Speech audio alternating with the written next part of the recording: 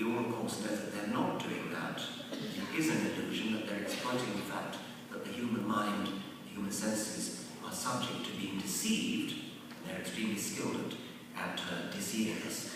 There are some dishonest conjurers, charlatans we should call them, who are doing ordinary conjuring tricks, but who pretend to be doing something more, pretend to have paranormal powers, supernatural powers. I once received a threatening letter from a lawyer on behalf of one of these, well, I had actually called him a spoon-mending charlatan. I didn't mention his name, but it seemed he recognized himself. And I'm not going to mention his name now, but he's one of the most litigious people on the planet. There are honest conjurers who do tricks just as good, actually rather better than he does, but who, well, they don't tell you how they do the tricks. They'd be thrown out of the magic circle if they did that. They do tell you that these are nothing but tricks. And by replicating the tricks of the charlatans, they disabuse people of these ludicrous paranormal claims. The third kind of magic, the magic of reality, this is the one I need in my title. We're moved to tears by a beautiful piece of music. We describe the performance as magical.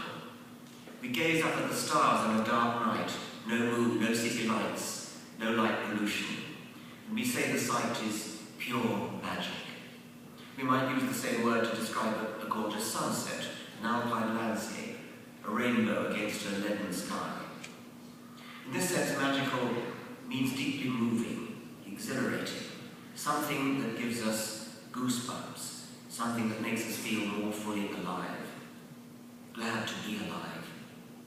And what I try to show in this book, The Magic of Reality, is that reality, the facts of the real world, as understood through the methods of science, is magical in this third sense, the poetic sense, the good to be alive sense.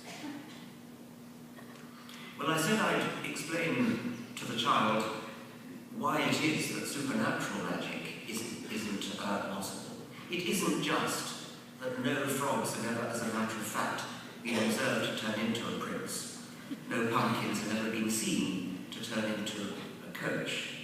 There's a more principled objection than that to the very idea of changing things abruptly and suddenly, magically, into something else. Top hats don't turn into rabbits, and nor do pumpkins turn into coaches, nor do frogs turn into princes. And the reason really is a statistical one.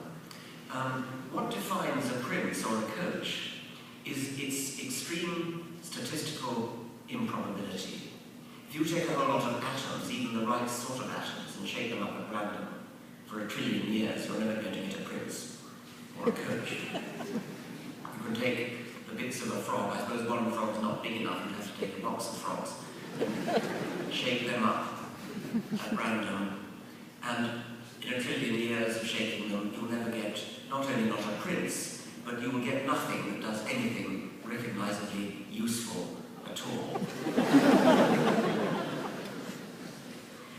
Let's take Cinderella's fairy godmother and make life a little bit easier for her. Instead of giving her a pumpkin to work with, give her an IKEA kit for making a coach.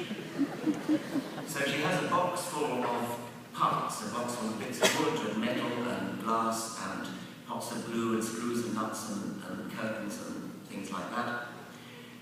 Shakes them up at random and sees whether a coach tumbles out.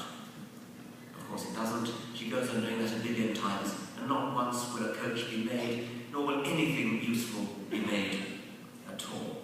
Sometimes you can actually quantify this sense of improbability, and the mathematicians of probability love to talk about cards. So suppose we're playing